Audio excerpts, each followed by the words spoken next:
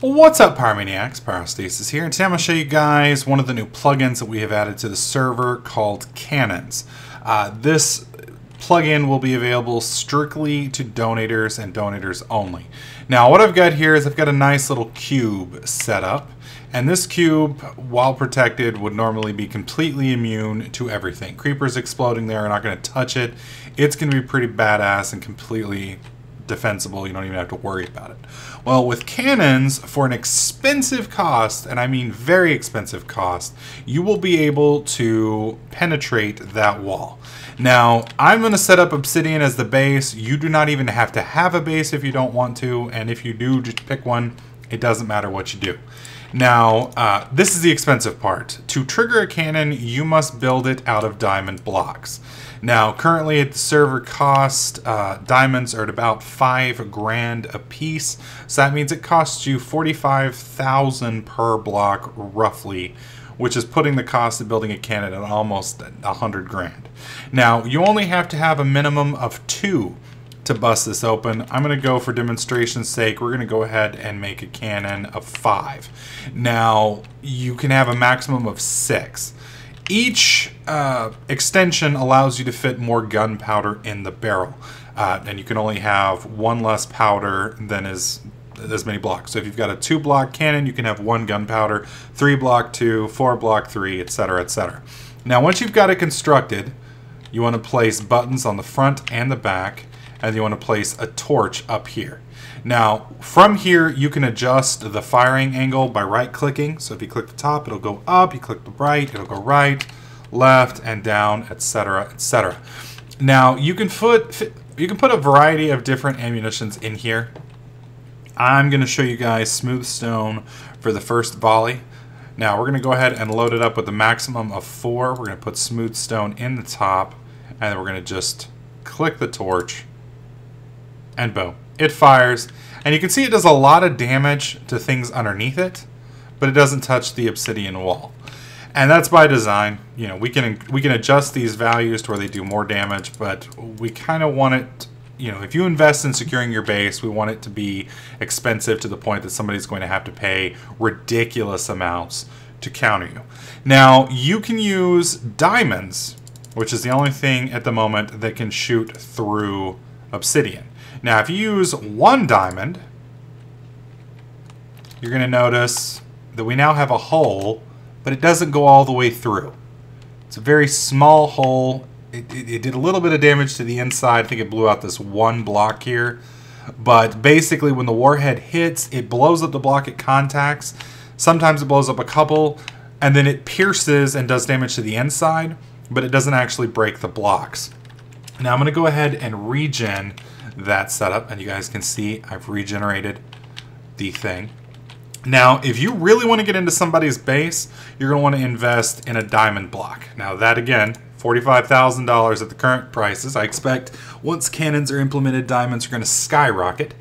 And now that we've got a diamond block in there, you're going to notice this is going to make a very large hole, at least compared to our last setup. And it's kind of hard to see. Here, let me go ahead and set it to day. You can see that it knocked almost enough to where you can move through. I mean, it did some pretty decent damage. So with our next shot, let me go ahead and regen the hole. We're going to pull the top up just a bit. Damn it. It's like everything in my inventory wants to be placed. There we go. And we're going to move it over about 5 degrees. And we're going to see if that will get us the nice little setup that we're wanting. When fired right, this will cut through obsidian like butter. There you go. As you can see, this blew out a much bigger hole. You would actually be able to jump in here, get inside, and move around with that. Now, a few of you guys may be like, oh, that's overpowered. Well, yes, to an extent it is. But let me show you guys something. Alright, so we've got this set up right here. This is one of the main differences from the last time we used it. We're going to go ahead and get a nice double chest. Place it right there. And then we're going to open the chest. And we're going to put our diamond block inside. So that chest is automatically locked. We're going to go ahead and reload. Actually, you know what? I'm going to go ahead and show you guys the full burst of this. We're going to go ahead and add one more to the tip. There we go. Bam. Cannon is recreated. Alright, 1, 2, 3, 4, 5, 6. That's as big as they get. And that's pretty much directly in the explosive force of the cannon. And then we'll go ahead and just pop that. Bam. It blew the shit out of the wall here. And, you know, if we were raiding, we'd be able to walk straight in now, because it blew completely through. However, you've noticed it didn't touch the chest. Chest is perfectly fine. Our blocks are still there, still safe, nothing to worry about.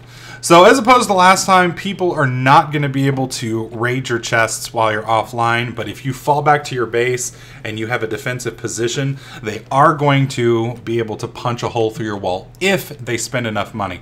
Now what you got to realize is they just spent, you know, $100, $200, $300,000 on a cannon to penetrate your base. You, if you can win the field, can come and steal this, and now you make a nice big profit. So it's risk versus reward. Yes, they get the ability to enter your base, but they also have to put a hell of a lot of money on the line to do so.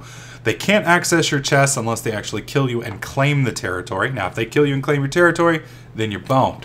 But I think this will be a nice implementation of cannons. It's also restricted to donators for now, which means not everybody on the server is going to have them, and it'll limit the supply. So let me know what you guys think in the comment section below. I think this is going to be a nice feature that hopefully everybody's going to enjoy and will bring a little bit more PvP to the server. We shall see. Well, let's go ahead and reset the wall. Let's go ahead and do one more big ass burst, just for shits and giggles.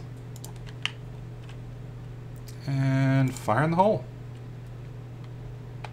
Not too shabby.